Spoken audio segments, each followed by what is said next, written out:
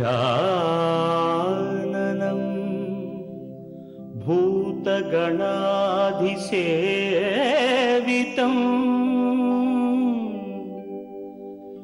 कपित्थजम्बू फलसारभक्षितम्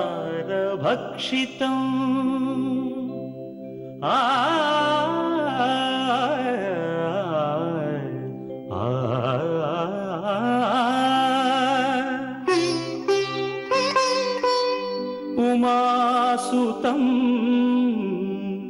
शोकविनाशकारणं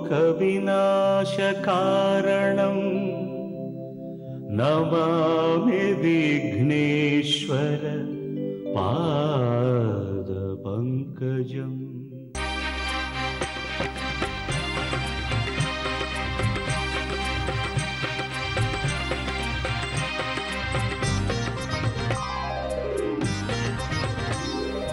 ओम श्रीनिवास ओम श्रीनिवास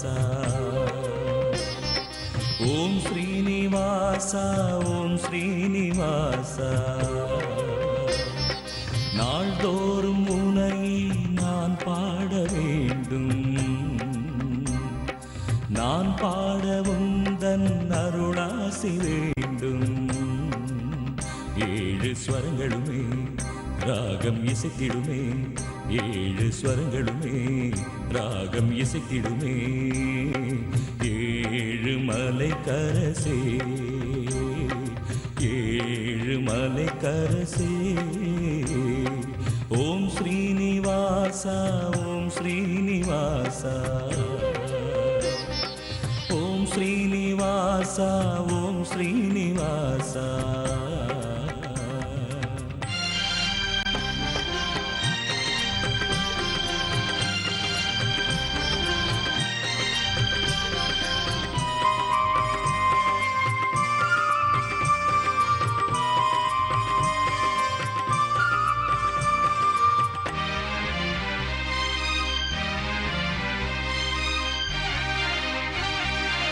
திருவேங்கடம் வருவேனே உந்தன் திருப்பாதமே பணிவேனே திருவேங்கடம் வருவேனே உந்தன் திருப்பாதமே பணிவேனே மலர்மே விடும் அலர்மேல் மங்கை மணவாளனே ஜெகநாதனே மலர்மே விடும் அலர்மேல் மங்கை மணவாளனே ஜெகநாதனே அழகான மலைவாசனே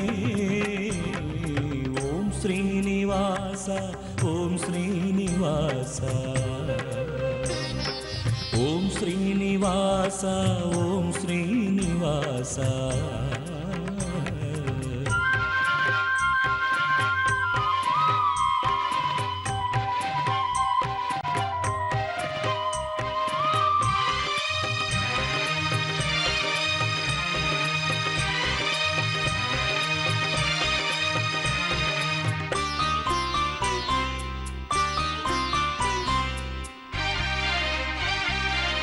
உனக்காகவே இசைத்தேனே என்றும் உன் பேரையே நினைத்தேனே உனக்காகவே இசைத்தேனே என்றும் உன் பேரையே நினைத்தேனே கருணாலயம் அருளாலயம் கமலாலயம் உனதாலயம் கருணாலயம் அருளாலயம் கமலாலயம் உனதாலயம் அருள்வாயே கோவிந்தா ஓம் ஸ்ரீனிவாச ஓம் ஸ்ரீனிவாச ஓம் ஸ்ரீனிவாச ஓம் ஸ்ரீனிவாச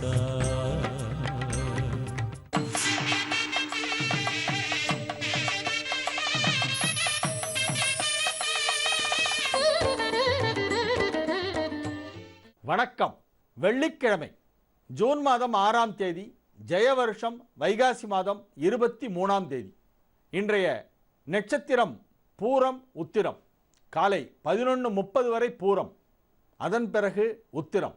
திதி வளர்பிறை அஷ்டமி நவமி. யோகம் சித்த யோகம். மகர ராசிக்கு மாலை 5:52 வரை சந்திராஷ்டமம் இருக்கிறது.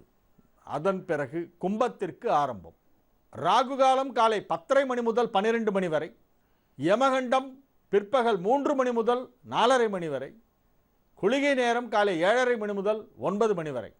நல்ல நேரம் என்னும் சுபஹோரைகள் காலை 6 மணி முதல் 9 மணி வரை, 10 மணி முதல் 10:30 மணி வரை, 1 மணி முதல் 2 மணி வரை, 5 மணி முதல் 6 மணி வரை, இரவு 8 மணி முதல் 11 மணி வரை. இன்றைய கிரக நிலவரம்: மேஷத்தில் சுக்கிரன் கேது, ரிஷபத்தில் சூரியன் புதன், மிதுனத்தில் குரு, சிம்மத்தில் சந்திரன், கன்னியில் செவ்வாய், துலாமில் சனி ராகு. மாலை 5:52 சந்திரன் சிம்ம ராசியிலிருந்து நகர்ந்து கன்னி ராசிக்குள் செல்கிறது. ஒரு சிறிய இடைவேளைக்கு பிறகு 12 ராசிகளுக்கான ராசி பலனை பார்ப்போம்.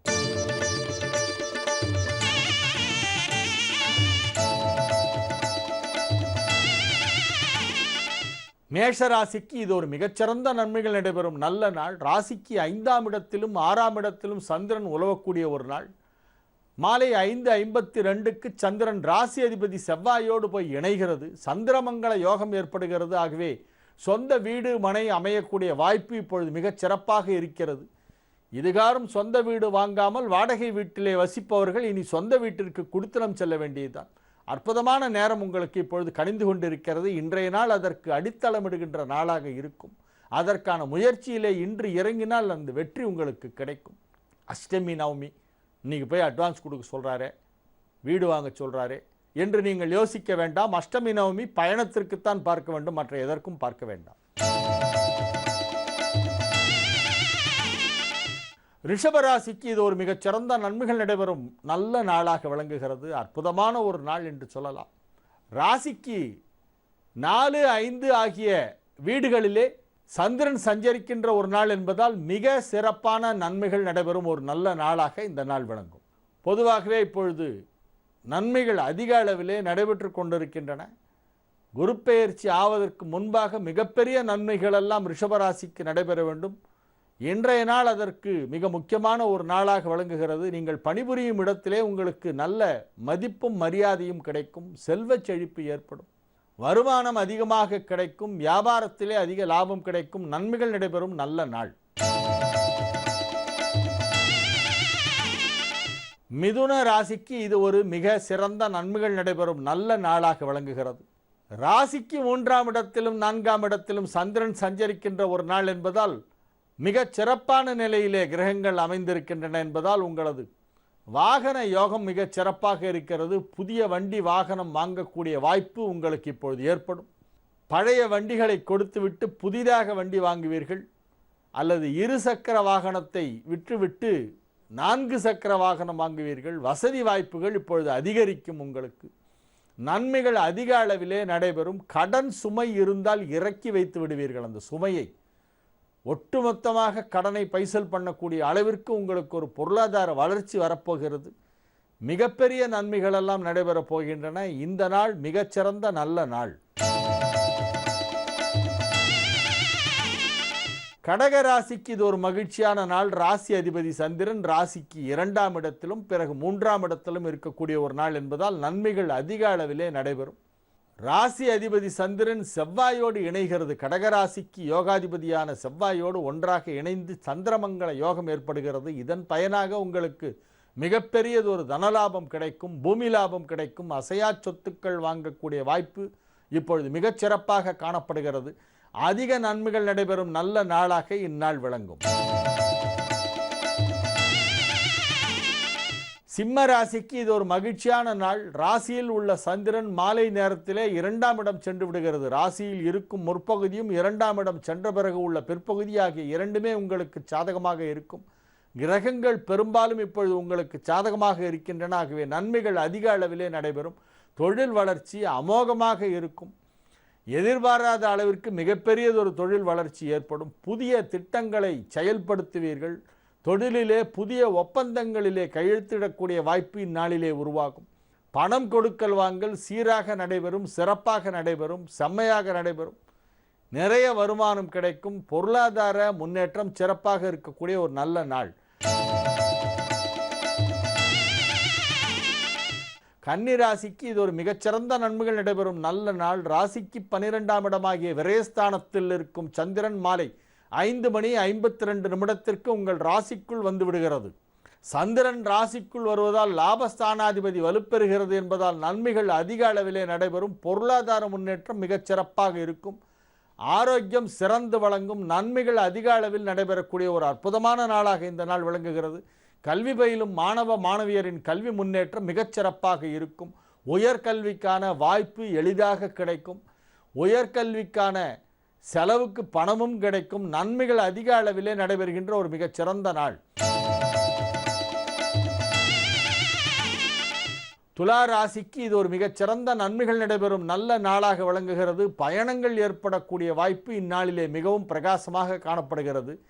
தொலைதூர பயணங்கள் ஒரு சிலருக்கு ஏற்படலாம். அயல்நாட்டிற்கு செல்ல வேண்டிய அவசியம் ஒரு சிலருக்கு ஏற்படலாம். அதனால் பயணத்திற்கு தயாராகி கொண்டிருப்பீர்கள். தொழில் ரீதியாக மிகப்பெரிய ஒரு முன்னேற்றத்தை நீங்கள் காணக்கூடிய ஒரு நாளாக இந்த நாள் விளங்கும். நன்மைகள் நடைபெறும் ஒரு மிகச்சிறந்த நாளாக இந்த நாள் விளங்குகிறது. தொழில் மட்டுமன்றி குடும்பத்திலும் மகிழ்ச்சியான சூழ்நிலை ஏற்படும். ஆரோக்கியத்தில் நல்ல முன்னேற்றம் ஏற்படும். தன லாபம் ஏற்படக்கூடிய ஒரு நாளாக இந்நாள் விளங்குகிறது. விருச்சிக ராசிக்கு இது ஒரு மிகச்சிறந்த நன்மைகள் நடைபெறும் நல்ல நாள். ராசிக்கு 10ஆம் இடத்திலும் 11ஆம் இடத்திலும் சந்திரன் இருக்கக்கூடிய ஒரு நாள் என்பதால் நன்மைகள் அதிக அளவிலே நடைபெறும். ராசி அதிபதி செவ்வாயும் சந்திரனும் மாலையிலே ஒன்றாக இணைகின்றன. 1க்குடையவனும் 9க்குடையவனும் ஒன்றாக லாபஸ்தானமாகிய 11ஆம் இடத்தில் இணைகின்ற காரணத்தினால் நன்மைகள் அதிக அளவிலே நடைபெறும். லாபஸ்தானாதிபதி புதன் 7ஆம் இடத்திலே அமர்ந்து கொண்டு ராசியை பார்த்து கொண்டிருக்கிறது சூரியனோடு சேர்ந்து. ஆகவே மிகச்சிறப்பான ஒரு கிரக நிலை. வியாபாரத்திலே புதிய கிளைகள் தோங்குவதற்கு இது உகந்த நேரம். தொழில் வளர்ச்சிக்காக கணிசமான ஒரு தொகை செலவிட நேரிடலாம். ஆனால் அவை அனைத்தும் பிற்காலத்திலே உங்களுக்கு பன்மடங்காக பெருகி பலனளிக்கும். அதிக லாபம் ஈட்டக்கூடிய வாய்ப்பு இப்பொழுது மிகச் சிறப்பாக இருக்கிறது. தொழிலுக்காக புதிய இடம் வாங்கவும் வாய்ப்பு இருக்கிறது. நன்மைகள் அதிக அளவிலே நடைபெறக்கூடிய ஒரு நல்ல நாளாக இந்த நாள் விளங்கும். குறிப்பாக தொழில் முன்னேற்றம் அபாரமாக இருக்கும். அசையா சொத்து வாங்கும் வாய்ப்பு மிக பிரகாசமாக காணப்படுகிறது. தனுசு ராசிக்கு இது ஒரு நன்மைகள் நடைபெறும் நல்ல நாள். ராசிக்கு 9ஆம் இடத்திலும் 10ஆம் இடத்திலும் சந்திரன் இருக்கக்கூடிய ஒரு நாள் என்பதால் நன்மைகள் அதிக அளவிலே நடைபெறும். மிகச் சிறப்பான நிலையிலே உங்கள் ராசி அதிபதி குரு 7ஆம் இடத்திலே அமர்ந்து கொண்டு ராசியை பார்த்து கொண்டிருக்கிறது. இன்னும் ஒரு வார காலத்திற்கு மட்டுமே இந்த நிலை நீடிக்கிறது. அடுத்த வெள்ளிக்கிழமை மாலை குரு பெயர்ச்சியாகி 8ஆம் இடம் வரப்போகிறது. அதற்கு முன்பாக உங்களுக்கு சில நன்மைகள் நடைபெறும். இன்று நீங்கள் முயன்றால் உங்களுக்கு வெற்றி கிடைக்கும். முயன்றால் வெற்றி கிடைக்கும். முயற்சி திருவினையாக்கும். முயற்றின்மை இன்மை புகுத்திவிடும். ஆகவே இன்றைய நாளிலே நீங்கள் ஏதேனும் ஒரு புதிய முயற்சியிலே இறங்கினால் அல்லது செய்து கொண்டிருக்கும் ஏதேனும் ஒன்றை தொடர்ந்து முயற்சி செய்தால் அது வெற்றிகரமாக நடந்து முடியும். இது ஒரு நல்ல நாள். மகர ராசிக்கு மாலை 5:52 வரையிலே சந்திராஷ்டமம் இருக்கிறது. இன்று மாலை 5:52 சற்றேறக்குறைய 6 மணி என்று வைத்துக் கொள்ளுங்களேன். 6 மணிக்கு பிறகு நீங்கள் முக்கிய பணிகளை செய்யலாம். அதன் பிறகு உங்களுக்கு மிகவும் சாதகமான ஒரு கிரக நிலவரம் அமைந்திருக்கிறது. ஆகவே அதற்கு முன்பாக நீங்கள் முக்கிய பணிகளை தவிர்த்து விட வேண்டும். சந்திராஷ்டமம் சாயந்தரம் தான் முடிக்கிறது.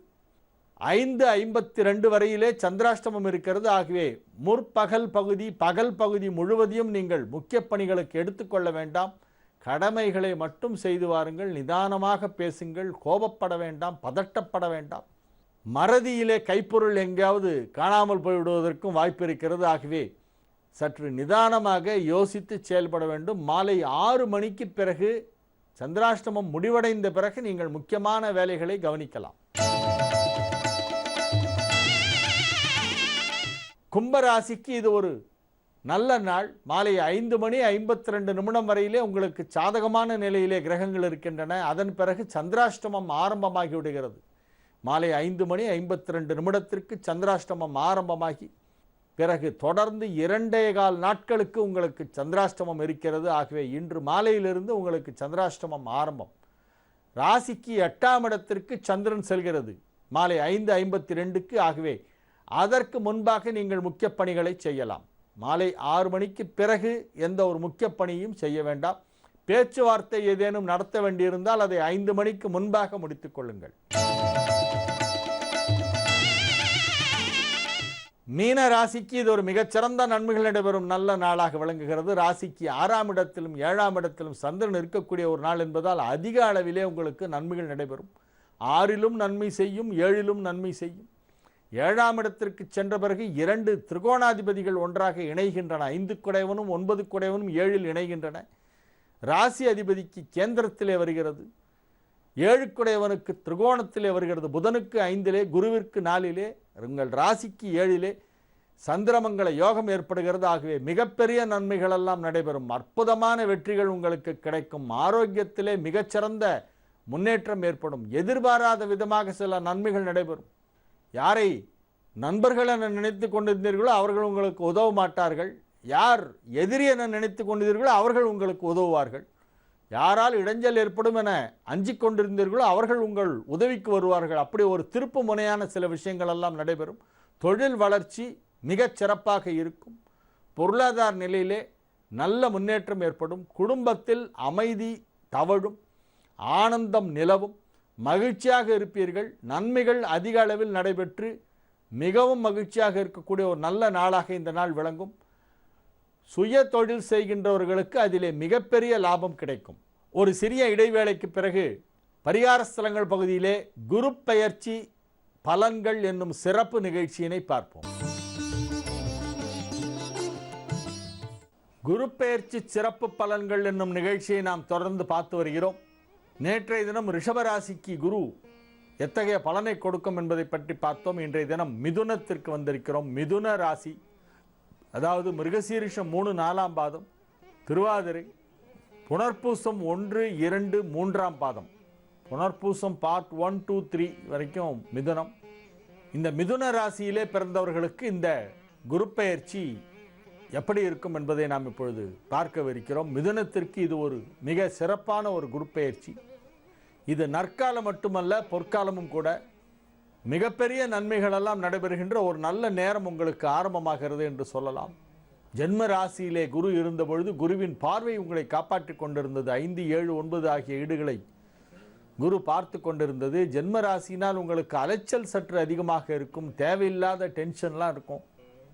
உங்களுக்கு சம்பந்தமில்லாத விஷயங்களை எல்லாம் நீங்கள் சம்பந்தப்படுத்தி கொண்டு கவலைப்பட்டு கொண்டிருந்திருப்பீர்கள். இப்பொழுது அதெல்லாம் ஒரு முடிவுக்கு வந்துவிடும், நல்ல முடிவுக்கு வரும்.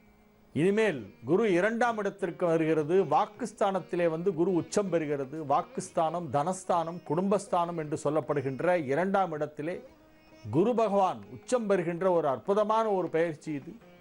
மிதுன ராசிக்கு 7, 10 ஆகிய வீடுகளுக்கு அதிபதியான குரு 2ஆம் இடத்திலே உச்சம் பெறுகிறது. 7ஆம் இடம் என்பது களத்திரஸ்தானம், 10ஆம் இடம் என்பது ஜீவனஸ்தானம். இந்த இரண்டிற்கும் அதிபதியாக விளங்குபவர் குரு.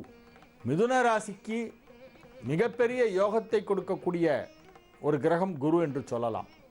உபயராசியாகிய மிதுனத்தில் பிறந்தவர்களுக்கு 2 உபயராசிகளுக்கு அதிபதியான குரு பகவான் கேந்திரத்தில் இருந்தால் மட்டும்தான் கேந்திராதிபத்திய தோஷம் ஏற்படும். மற்ற இடங்களில் இருந்தால் அது நிச்சயமாக நல்லதைத்தான் செய்யும். இப்பொழுது 2ஆம் இடத்திலே வந்து உச்சம் பெறுகிறது. கடகத்தில் குரு உச்சம். இது மிதுனத்திற்கு மிகப்பெரிய யோகம். அனைத்து விதமான நல்ல பலன்களும் இப்பொழுது நடக்கும். முதலாவதாக தொழில். ரிட்டையர் ஆனவங்களை கூட மறுபடியும் கூப்பிடுவாங்க. இப்போ மறுபடியும் வேலைக்கு வா அப்படின்னு. ரிட்டையர் ஆகி 2 வருஷம் கழித்து மறுபடியும் கூப்பிட்டா எப்படி இருக்கும்? அதான் ரிட்டையர் ஆகிட்டேன்னா சார் விடுங்களேன்னா, இல்லை எங்களுக்கு வேறு ஆல்டர்னேட் கிடைக்கிற வரைக்கும் நீங்கள் வந்து ஹெல்ப் பண்ணுங்கன்னு சொல்லி கூப்பிடுவாங்க. அந்த மாதிரி தேடி தேடி வேலை வரும். ஆல்ரெடி வேலையில் இருக்கிறவங்களுக்கு பெரிய ப்ரொமோஷன் கிடைக்கும். சின்ன குழந்தைங்கள்லாம் நல்லா ரைம் சொன்னால் உடனே டபுள் ப்ரொமோஷன் கொடுப்பாங்களே, எல்கேஜிலேருந்து ஃபஸ்ட் ஸ்டாண்டர்டுக்கு. அந்த மாதிரி உங்களுக்கு வந்து ஆஃபீஸில் வந்து டபுள் ப்ரொமோஷன் கிடைக்கும். இப்போது அவ்வளோ அருமையான நேரம். இதில் வந்து எக்ஸாஜரேஷன் கிடையாது, மிகைப்படுத்தல் இல்லை. மிகப்பெரிய நன்மைகளெல்லாம் தொழில் ரீதியாக நடைபெறும். திருமண வயதிலே இருந்தால் நிச்சயமாக இப்பொழுது திருமணம் நடந்து முடிந்துவிடும். டிசம்பர் 1ஆம் தேதிக்குள்ளே கல்யாணம் ஆகிடும். தனஸ்தானத்திலே, வாக்குஸ்தானத்திலே, குடும்பஸ்தானத்திலே வியாழ பகவான் வந்து உச்சம் பெற்று முதல் 15 நாட்களுக்கு தனது சொந்த நட்சத்திரமான புனர்வசு 4ஆம் பாதத்திலும், பிறகு பூச நட்சத்திரத்திலே ஆகஸ்ட் மாதம் 27 தேதி வரையிலும், அதன் பிறகு ஆயில்ய நட்சத்திரத்திலே சென்று டிசம்பர் 2ஆம் தேதி மகத்தை தொடுகிறது. மகத்திலே சென்று 17ஆம் தேதி வக்கரமடைய தொடங்குகிறது டிசம்பர் 17. மார்கழி மாதம் 2ஆம் தேதி மீண்டும் வக்கரமடைந்து மீண்டும் கடகராசிக்குள் வந்து ஆயில்யத்திலே வக்கரகதியிலே சஞ்சரிக்கப் போகிறது. பெரும்பாலான காலத்திலே ஆயில்ய நட்சத்திரத்திலே குரு இருக்கப் போகின்ற ஒரு பயிற்சியாக இது விளங்குகிறது. அதிசாரத்திலே குரு செல்கிறது என்பது சற்று அபூர்வமான ஒன்று. 1955 அவ்வாறு வந்தது. 55, 56லலாம் பார்த்தா குரு வந்து கடகத்துக்கும் சிம்மத்துக்கும் போயிட்டு வந்துட்டு இருக்கும். அதற்கு பிறகு மீண்டும் இப்பொழுது தான் அதே போன்ற ஒரு கிரக அமைப்பு ஏற்படுகிறது. கடகத்திலே உச்சம் பெற்று சிம்மத்திற்கு சென்று விட்டு வக்கரமடைந்து மீண்டும் கடகத்திற்கு வந்து மீண்டும் சிம்மத்திற்கு சென்று இவ்வாறு குரு செல்கிறது. இது வந்து 60 ஆண்டுகளுக்கு ஒரு முறை நிகழக்கூடிய ஒரு அபூர்வமான ஒரு கிரக அமைப்பு. இந்த கிரக அமைப்பு காரணமாக மிதுன ராசிக்காரர்களுக்கு திருமணம் நடைபெறும். குழந்தை பாக்கியம் இல்லாதவர்களுக்கு குழந்தை பிறக்கும். குரு உச்சமாக இருக்கும் பொழுது குழந்தை பிறப்பதற்கு கொடுத்து வைத்திருக்க வேண்டும். பொதுவாகவே எல்லா ராசிக்காரர்களுக்குமே சொல்லிக் கொள்கிறேன், இந்த ஒரு வருடத்திற்குள் யாருக்காவது குழந்தை பிறந்தால் அந்த வீடு செழிப்பாக இருக்கும். ஏன்னா குரு உச்சம். 2015 ஜூலை மாதம் 5ஆம் தேதிக்குள் யாருக்காவது குழந்தை பிறந்தால் அவர்கள் கொடுத்து வைத்தவர்கள், அதிர்ஷ்டசாலிகள். இப்போ விட்டால் இன்னும் 12 வருஷம் கழிச்சு தான் மறுபடியும் குரு உச்சமாகும். இந்த சந்தர்ப்பம் மறுபடியும் கிடைக்காது. ஆகவே குழந்தை இப்பொழுது பிறந்தால் நீங்கள் பாக்கியசாலிகள், அதிர்ஷ்டசாலிகள். மிதுன ராசிக்கு இப்பொழுது குழந்தை பாக்கியம் ஏற்படும், செல்வ செழிப்பு ஏற்படும். எல்லாம் வெள்ளியும் தங்கமாக இருக்கும். அருமையான நேரம். எங்கேருந்து வரும்லாம் எனக்கு தெரியாது, எப்படி வரும் தெரியாது. சம்பாதிப்பீங்க, வாங்குவீங்க. பணம் எக்கச்சக்கமாக வந்துட்டுருக்கும். ஏராளமான வருமானம், எக்கச்சக்கமாக வருமானம் வரும். நிறைய சம்பாதிச்சு ரொம்ப சௌரியமாக இருக்கக்கூடிய ஒரு அற்புதமான ஒரு நேரம். ஆரோக்கியம் சிறப்பாக இருக்கும். குடும்பத்தில் இருக்கக்கூடிய சண்டை சச்சரவுகள், குழப்பங்கள், கருத்து வேறுபாடுகள், அவன் என் கூட சரியாக பேசலை, நான் அவங்க வீட்டுக்கு போனப்போ அவனை என்னை வான்னு கூப்பிடல, மெதுவாக சொன்னான் வா அப்படின்னு சொன்னான், நான் எங்கள் வீட்டுக்கு வந்தப்போ வா வான்னு 3 தரம் கத்தினேன், ஒரு தரம் தான் கூப்பிட்டான். இந்த மாதிரியான விஷயங்கள்லாம் அட்ரஸ் இல்லாமல் போயிடும். எல்லாரோடையும் ஒரு நல்ல கார்டியல் ரிலேஷன்ஷிப், அது ரொம்ப சந்தோஷமான ஒரு விஷயம். மனஸ்தாபம், கருத்து வேறுபாடு, இந்த சண்டை சச்சரவு இதெல்லாம் ஒன்றுமே இல்லாமல் போய் எல்லாரும் ரொம்ப ஹாப்பியாக இருக்கக்கூடிய ஒரு அற்புதமான நேரம் மிதுன ராசிக்கு இப்பொழுது ஏற்பட்டிருக்கிறது. அது பெண்களாக இருந்தாலும் அதே பலன். பெண்களுக்கு சொல்கிறீர்களா, வியாபாரிகளுக்கு சொல்கிறீர்களா அப்படின்லாம் எனக்கு கேட்காதீங்க. நான் சொல்கிறதுல எல்லாமே அடங்கி இருக்கும். செல்வ செழிப்பு என்பது எல்லோருக்கும் தேவை. உடல் ஆரோக்கியம் அனைவருக்கும் தேவை. திருமண வயதில் இருப்பவர்களுக்கு திருமணம் நடக்கும். திருமணம் ஆனவர்களுக்கு குழந்தை பாக்கியம் உண்டாகும். உத்தியோகத்தில் இருப்பவர்களுக்கு பதவி உயர்வு கிடைக்கும். உத்தியோகத்திலிருந்து ஓய்வு பெற்றவர்களுக்கு கூட மீண்டும் அதே பதவி கிடைக்கக்கூடிய வாய்ப்பு இருக்கிறது. உத்தியோகம் தொடர்பான பிரச்சனை அல்லது ஏதேனும் விசாரணை அதுபோல் ஏதாவது நடைபெற்று நீங்கள் தற்காலிகமாக பணி நீக்கம் செய்யப்பட்டிருந்தால் இப்பொழுது மீண்டும் பணியமர்த்தப்படுவீர்கள். You will be reinstated. இப்படி பல அதிசயமான விஷயங்கள், இதுவரை நீங்கள் கண்டிராத அளவிற்கு வாழ்க்கையிலே ஒரு வளர்ச்சி, நீங்கள் இதுவரை கண்டிராத அளவிற்கு ஒரு மிகப்பெரிய மகிழ்ச்சி, ஒரு மிகப்பெரிய வளர்ச்சி, அனைத்தும் நிகழக்கூடிய ஒரு அற்புதமான ஒரு நேரமாக இது விளங்குகிறது. இது ஒரு மிக மிக சிறந்த ஒரு நல்ல நேரம். இந்த நேரத்திலே நீங்கள் ஆலங்குடி சென்று குரு பகவானை அங்கே தரிசனம் செய்துவிட்டு வாருங்கள். கும்பகோணத்திலிருந்து பலங்கைமான் வழியாக சென்றால் ஆலங்குடிக்கு போகலாம். ஆலங்குடிக்கு சென்று அங்கே தட்சிணாமூர்த்தியை தரிசனம் செய்து குரு பகவானை தரிசனம் செய்து விட்டு வாருங்கள். அடுத்த 6 மாத காலத்திற்கு உங்களுக்கு மிகச் சிறப்பான ஒரு நேரம். அதன் பிறகு குரு வக்கரமாகும் பொழுது பலன்களெல்லாம் வேறு மாதிரி மாறும். அதற்கான பலனை நான் பின்னால் சொல்கிறேன். நாளைய நிகழ்ச்சியிலே கடகராசிக்கு குரு பெயர்ச்சி என்ன செய்யும் என்பதை பார்க்கவிருக்கிறோம். இன்றைய நிகழ்ச்சியை இந்த அளவிலே நிறைவு செய்து கொள்கிறேன். மீண்டும் நாளை தினம் சந்திப்போம். உங்களிடமிருந்து இப்பொழுது விடைபெற்றுக் கொள்வது உங்கள் வழிகாட்டி ஜோதிடர் ஹரிகேசநல்லூர் வெங்கட்ராமன். வணக்கம்.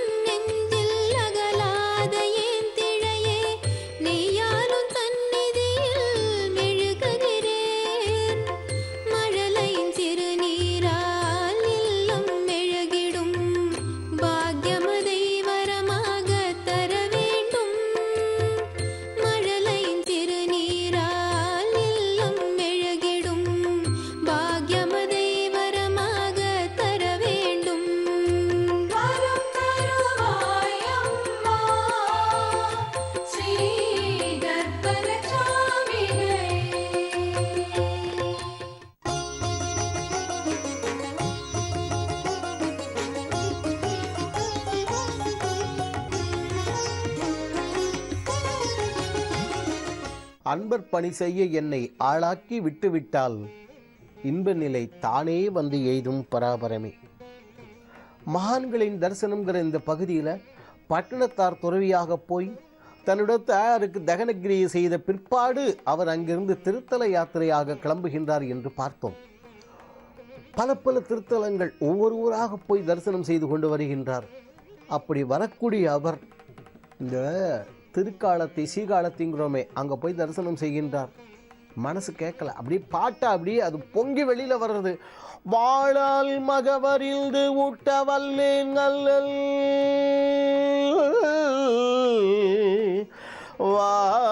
வாழால் மகவரில்து ஊட்ட வல்லேன் என்று ஆரம்பித்து பாடலை பாடி முடிக்கின்றார். கண்ணப்ப நாயனாருக்கு சொல்றதா அல்லது அந்தண்ட பார்த்தா திருநெல்வேலிகட நாயனாரா, அந்தண்ட சிறுத்தொண்ட நாயனாரா? அப்பா, அவர்களெல்லாம் உன் அருளை அடைந்தார்கள், நான் இனி சென்று ஆளாவது எப்படியோ திரு காளாத்தி அப்பருக்கே என்று ஒவ்வொரு திருத்தலமாக அவர் பாடிக்கொண்டு போகின்றார். கடைசியில் முதல் நிகழ்ச்சியில் நம்ம பார்த்த பொழுது பட்டணத்தார் அங்கிருந்து கிளம்பி திருவொற்றியூரை யோஜனை செய்து கொண்டு வந்தார் அப்படின்னு பார்த்தோம் இல்லையா? போகலையா? பட்டணத்தாருடைய சீடர் பத்ரிகிரியார்னு பேரு. பத்ரிகிரியாருடைய வாழ்க்கை தனியாக பிற்பாடு வரும். அந்த பத்ரிகிரியாருக்கு முக்தி கிடைத்தது. பட்டணத்தார் அழுதார், என் சிஷியனுக்கு கிடைச்சது எனக்கு அப்படின்னு. திருவொற்றியூருக்கு போ, பேய்க்கரும்பு தித்திக்கும் அந்த இடத்தில் உனக்கு முக்தி கிடைக்கும். இந்த பேய்க்கரும்பு தித்திக்கிறதுன்னு எல்லாம் கேள்விப்பட்டிருக்கோம். அது எப்படி? ஏன் சார், தித்திக்கிற பேய்க்கரும்பு எங்கன்னு கிடைக்குமா சார்? இனிப்பான பாகக்காய் இங்கே எந்த கடையில் சார், சூப்பர் மார்க்கெட்டில் இருக்கும் அப்படிங்கிற மாதிரி இருக்குல்ல. பேய்க்கரும்பு தித்திக்கின்றது என்றால் என்ன பொருள்? கசப்பு இனிப்பாக தெரிகின்றது. அதாவது கசப்பு கசப்பாக தெரியவில்லை, துயரம் துயரமாக தெரியவில்லை, இன்பம் இன்பமாக தெரியவில்லை என்றால் முக்தி நிலைக்கு உயர்ந்து விட்டோம் என்பது பொருள். அதை தான் பேய்க்கரும்பு திதிக்கிறதுன்னு சொல்லுவாங்க. நாக்கின் ருசியை வென்றவர்கள் சுவாமி விவேகானந்தரியா. விவேகானந்தர் வாழ்க்கை வரலாறு எல்லாரும் என்னெல்லாமோ சொல்கிறோம். ஒரு முக்கியமான விஷயம், விவேகானந்தருக்கு நாக்கை நீட்டி அப்படி வச்சுட்டு அதில் ஒரு ஸ்பூன் சர்க்கரையை போட்டுட்டு 10 நிமிஷம் கழித்து ஃபூனு ஊதினா அதில் ஒரு துகள் கூட அங்கே இருக்காது. அவ்வளவு திருப்பி அப்படியே காற்றுல பறந்து கீழே விழுந்துடும். நமக்கு சர்க்கரைன்னு சொன்னாலும் யாருங்க நாக்கில் தண்ணி சொட்டுது. நம்மதெல்லாம் ஒரு ஸ்பூன் இல்லை, 1 கிலோ போட்டால் கூட உடனே கரைஞ்சு போயிடுமே. தன்னை வென்றவர்கள் அவர்கள். அதனால தான் பட்டணத்தார் இங்கு வருகின்றார்.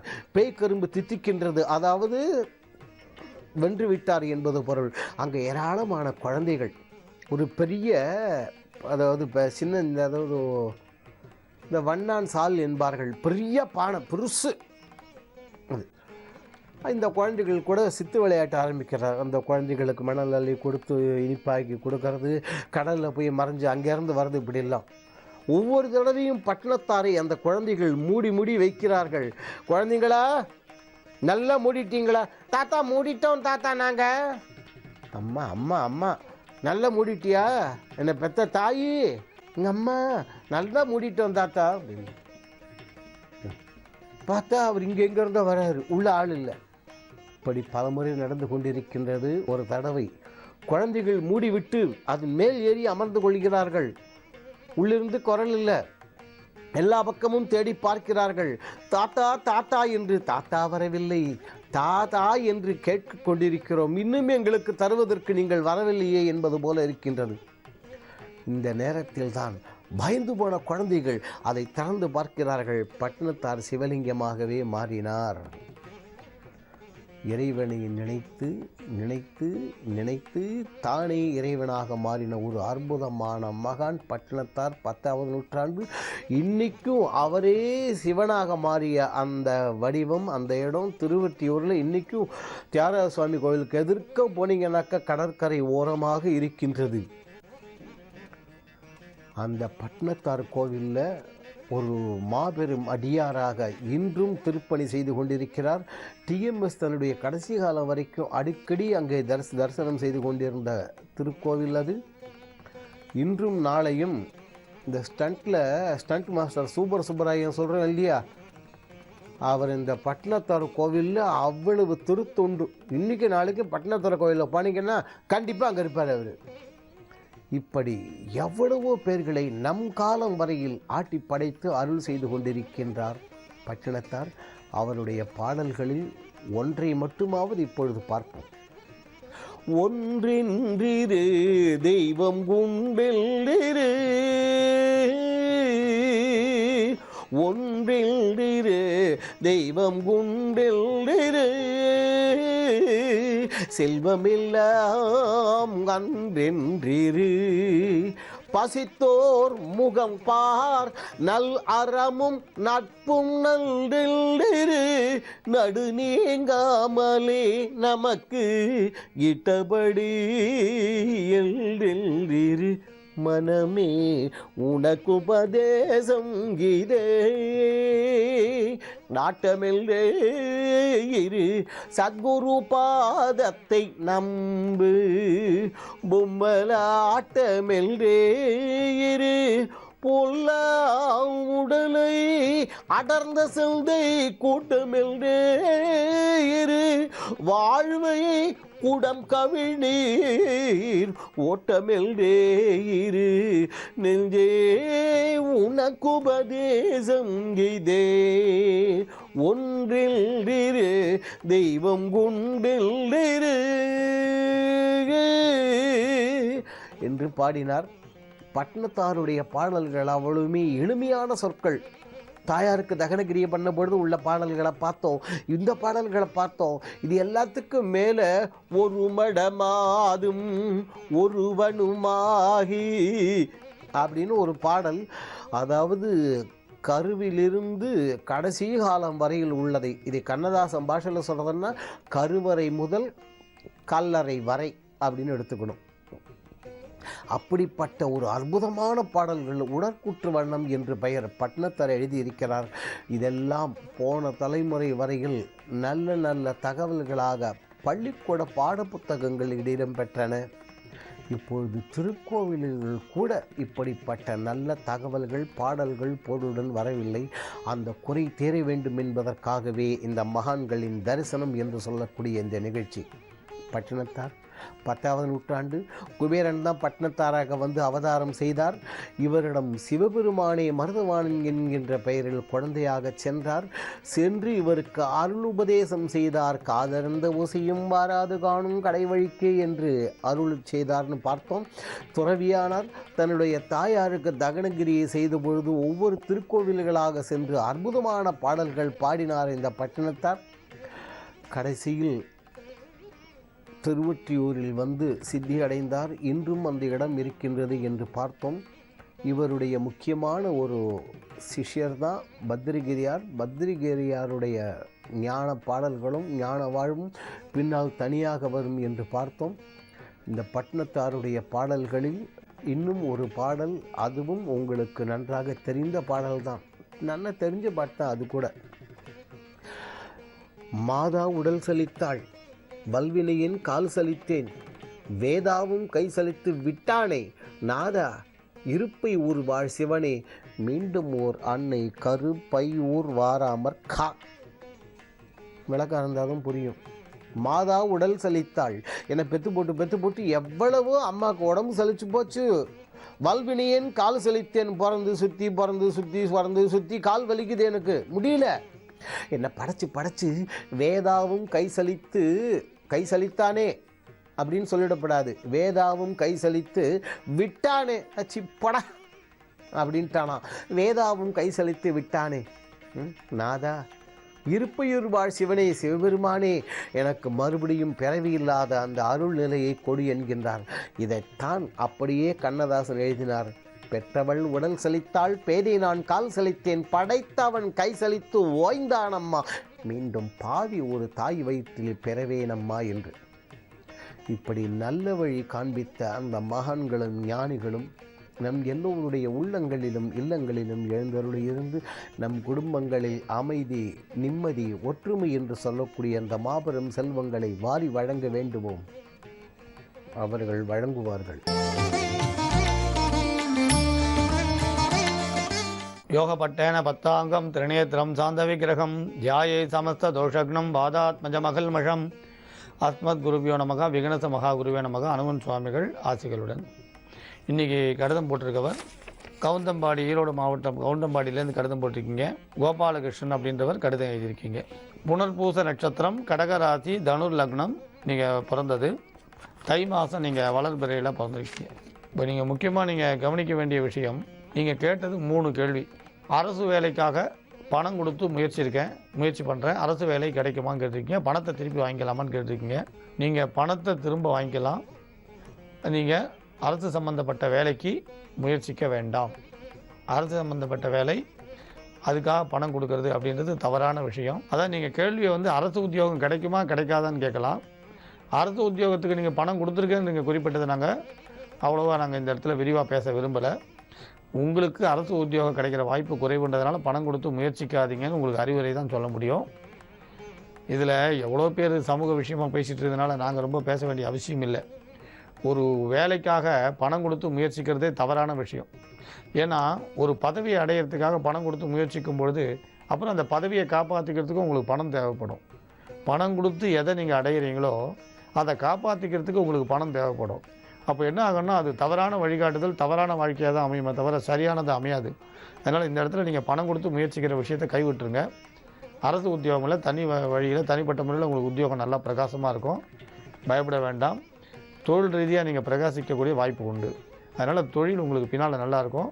நீங்கள் உத்தியோகம் நல்ல முறையில் அமையும், அதை பற்றி கவலைப்பட வேண்டாம். இப்போ உங்களுக்கு 2014 மே வரைக்கும் கொஞ்சம் நிதானமான போக்கு உங்களுக்கு நல்லது. நீங்கள் கவனிக்க வேண்டிய அடுத்த விஷயம், புத்திரபாக்கியம் உண்டான்னு கேட்டிருக்கீங்க. உங்கள் ஜாதகத்துக்கு புத்திரபாக்கியம் உண்டு. முதல்ல பெண் குழந்தை பிறக்கும், ஆண் பெண் 2 குழந்தைகளும் உண்டு, புத்திரபாக்கியம் உண்டு. இப்போ நீங்கள் கவனிக்க வேண்டிய விஷயம் என்னென்னா, உங்கள் தங்கைக்கும் உங்கள் மனைவியோட சகோதரருக்கும் திருமணம் நடக்கிறதா இருந்ததாகவும், அது உங்கள் கல்யாணம் முடிஞ்ச பிறகு அவங்க அந்த திருமணத்தை நடத்தலை, சொன்ன வாக்குப்படி நடக்கலை. அதனால் உங்கள் 2 குடும்பத்துக்கும் போக்குவரத்து நின்று போயிடுது அப்படின்னு நீங்கள் குறிப்பிட்டிருக்கீங்க. அதனால் உங்களுக்கும் உங்கள் மனைவிக்கும் கூட கருத்து வேறுபாடு, ஒரு கணவன் மனைவின்ற அந்யோன்யமும் குறைஞ்சி போச்சு அப்படின்னு எழுதியிருக்கீங்க. அதுக்கப்புறம் இப்போ உங்கள் மனைவியோட சகோதரனுக்கு திருமணம் ஆகி போச்சுன்னு குறிப்பிட்டீங்க. அதனால் இப்போ உங்களோட கேள்வி, இப்போ நீங்கள் அந்த குடும்பத்தோட 2.5 வருஷமாக போகிறதில்ல. உங்கள் மனைவி இப்போ போகணுன்னு விருப்பப்படுறா. ஏற்கனவே அவங்க காவல்துறையில் உங்களை பற்றி குறை சொல்லி பிரச்சனை பண்ணாங்கன்னு குறிப்பிட்டிருக்கீங்க. 3வது விஷயம் இப்போ மனைவி இல்லைன்னா அவள் அம்மா வீட்டுக்கு அனுப்பிச்சுடலாமா அப்படின்னு கேட்டிருக்கீங்க. இந்த ஜோதிட கேள்விகளுக்கு தர்மசாஸ்திரத்தையும் அனுசரித்து தான் பதில் சொல்லணும். சில கேள்விகளுக்கு ஜோதிட ரீதியான பதில்களை மட்டும் இல்லாமல் தர்மசாஸ்திரத்தையும் சம்பிரதாயத்தையும் பார்த்து தான் பதில் சொல்லணும். இப்போ வடகிழக்கில் கிணறு அமையிறது விசேஷம், வடமேற்கில் அமைஞ்சு போச்சு, உடனே நான் அதை மூடிட்டான்னு கேட்டிங்கன்னா தர்மசாஸ்திரம் கணத்தை மூடாதேன்னு சொல்லிட்டுனா அப்போ வாஸ்துக்கு மட்டும் நம்ம முக்கியத்துவம் கொடுக்கக்கூடாது. தர்மசாஸ்திரத்துக்கு முக்கியத்துவம் கொடுத்து அந்த கணத்தை மூடலாமா வேண்டாமான்னு யோசிக்கணும். அதே மாதிரி நீங்கள் ஜாதக ரீதியாக மனைவியை நீங்களும் பிரியணுமா வேண்டாமான்றத கேள்வி கேட்கும் பொழுது தர்மசாஸ்திரத்தையும் பார்க்கணும். நம்ம தர்மங்கள் கணவன் மனைவி உறவை ரொம்ப உயர்ந்ததாக சொல்கிறது. அதனால் விவாகரத்துன்ற விஷயம் நம்ம பொறுத்த வரைக்கும் கடைசி பட்சமாக எடுத்துக்கலாம். இப்போ இதில் 3 விஷயம் இருக்குது அடங்கியிருக்கு. ஒன்று, அவங்க பெண் கொடுக்காமல் போனதுக்கு ஒருவேளை யாராவது ஜோதிடர்கள் ஜாதகம் சரியில்லைன்னு சொல்லியிருக்கலாம். ஒன்று, உங்கள் மனைவியோட சகோதரனுக்கு ஏதாவது அபிப்பிராய பேதம் வந்திருக்கலாம் உங்கள் குடும்பத்தின் பேரில். திருமணம் ஆனதுக்கப்புறம் ஏதாவது சின்ன கருத்து வேறுபாடு அதனால் உங்கள் குடும்பத்தில் நம்ம சம்பந்தம் பண்ண வேண்டாம்னு நினச்சிருக்கலாம். ஸோ எதுவாக இருந்தாலும் முடிஞ்சு போன விஷயம் இல்லையா? அதனால் முடிஞ்சு போன ஒரு விஷயத்தை பற்றி பேசாமல், அவங்க வாக்கு தவறினாங்கன்னு நீங்கள் நினைக்கிறீங்க. பொதுவாக வாக்கு தவறக்கூடாது தான், ஆனால் அவங்க வாக்கு தவறிட்டாங்க. அப்படி வாக்கு தவறும் பொழுது அடுத்து நடக்க வேண்டிய விஷயத்தை பார்க்கலாம். அதனால் ஒரு குடும்பம் சம்பந்தம் ஏற்படாமல் போனதுக்காக உங்களுக்கு ஏற்பட்ட இல்லற வாழ்க்கையை நீங்கள் பாழ் பண்ணிக்கிறதுன்றது சரியானதாகாது. அதனால் மனைவியை அவங்க பிறந்த இடத்துக்கே அனுப்பலாம் அப்படின்னு நினைக்கிறது தவறு. யாராக இருந்தாலும் பிறந்த மண் மேலே பாசம் இருக்கிறது இயற்கை தானே. நீங்கள் தொடர்ந்து ஒரு வீட்டில் 20 வருஷம் குடியிருங்க, அந்த வீடை விட்டு காலி பண்ணி சொந்த வீட்டுக்கு போனால் கூட அந்த 20 வருஷம் வாழ்ந்த வீட்டோட ஞாபகம் உங்களை விட்டு விலகாது. ஒரு சாதாரணமாக ஒரு இடத்துல 20 வருஷம் வாழ்ந்தாலே அந்த வீட்டோட ஞாபகம் மனசில் இருக்கும்பொழுது, ஒரு பெண் பிறந்து வளர்ந்து தன் வாழ்நாளில் பெரும்பகுதி 20 வருடம்னா 20 வருஷத்தை கழிக்கிறாள். பிறந்து முதல்ல பார்த்த குடும்பம் இல்லையா அவங்க குடும்பம். அப்படி இருக்கும் பொழுது அது தாய் தந்தையரை மொத்தமாக விட்டுட்டு நம்ம சொல்கிறது நியாயம் இல்லையே. அதனால் நீங்கள் அவங்க அம்மா வீட்டுக்கு போயிட்டு வரட்டும். உங்களுக்கு விருப்பம் இல்லைன்னா நீங்கள் போக வேண்டாம்.